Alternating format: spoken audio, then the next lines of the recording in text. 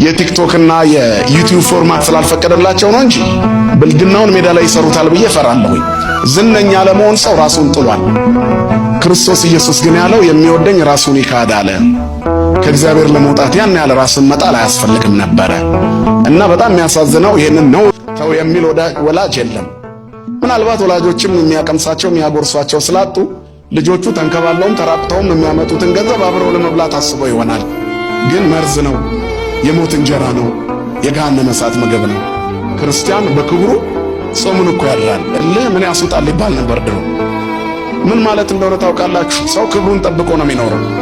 የተናገሩት ከሚጠፋ የወለዱት ይጥፋ ብሎ ለቃሉ የሚስማማ ተረት የሚያስቀምጥ ተገቢ እንኳን ቋንቋ ባይሆን እንኳን ከወለዱት ልጅ በላይ ቃሉ ይከበራል። አያችሁ፣ ቋንቋው ይሄ ነው እንጂ መቼም በልጅ መፍረድ ተፈልጎ አይደለም። በዚህ ልክ በሚኖርባት ምድር ላይ ዛሬ በጣም ብዙ የሚያሳፍሩ ነገሮችን ገልጣችሁ ታያላችሁ። ይሄ ሰይጣን በደንብ እያለማመደን ነው። የሚገርማችሁ የምዕራቡ ዓለም የሉሲፈርን ተንኮል፣ የኢሉሚናቲን አሰራር፣ የጨለማውን ዓለም ጉዞ ምሁራኑ በጣም ስለነቁና ስላወቁ ማምለጫውን እያሰቡበት ይገኛሉ። አይታችሁ ከሆነ በርካታ ነጮች ከመስቀሉ ጋር ያላቸውን ውህደት እያጠናከሩ ነው። የጨለማው ዓለም አሰራር እንደወረራቸው ገብቷቸዋል። ጥቂቶችም ቢሆን ያ የተንሰራፋ በምሁራኑ ጥናት መደረግ ጀምሯል። የበረቱ የሃይማኖት አባቶችም ወደ አብያተ መቅደሶቻቸው መሄድ ጀምረዋል፣ ጠንክረዋል። በዚህ አይነት ዓለም እንዴት ብሎ ከዚህ ከጨለማው አሰራር እንደሚወጣ እየታገለ ባለበት ሰዓት ጨለማውን ሲያጋልጥ እኛ ኢትዮጵያውያን ሳናውቅ ወደ ጨለማው በሰልፍ እየገባን ነው።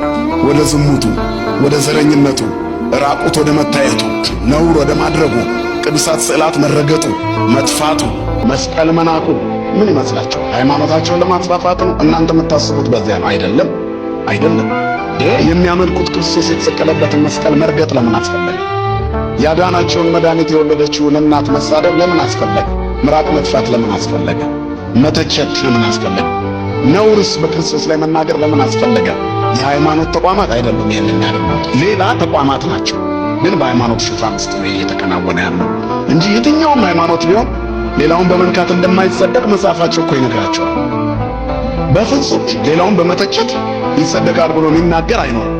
ግን እየተሰራ ያለው ስራ ሌላ ነው። ምን እንደሆነ ታውቃላችሁ? ጊዜ ያመጣቸው ናቸው።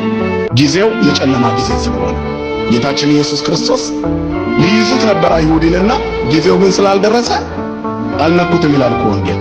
ከዚያ በመጨረሻ ሐሙስ ሊይዙት ሲመጡ በመካከላችሁ ስመላለስ ልትይዙኝ አልቻላችሁም ነበር፣ አሁን ግን ጊዜው የእናንተ ነው አይደል ያላቸው። የጨለማው ኃይል አሰራር ጊዜ አሁን ነው። እነሆ በዚያ ጊዜ ልትይዙኝ ፈቃዴ አልነበረም፣ አሁን ግን ጊዜው ነው፣ እንኩን ነው ያዙኝ አላቸው። የአምላክነቱ ኃይል እየገፈተራቸው በሱ ፈቃድ እጁን አስረው አምላካቸውን እየቀጠቀጡ ወሰዱት።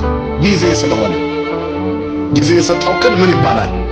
ድንጋይ ይሰብራል። ቀላል አይምሰላችሁ የቋንቋ አሁን ጊዜ ነው። የጨለማውን አሰራር በልጆቻችሁ በወንድሞቻችሁ ስታዩ አልቅሱ።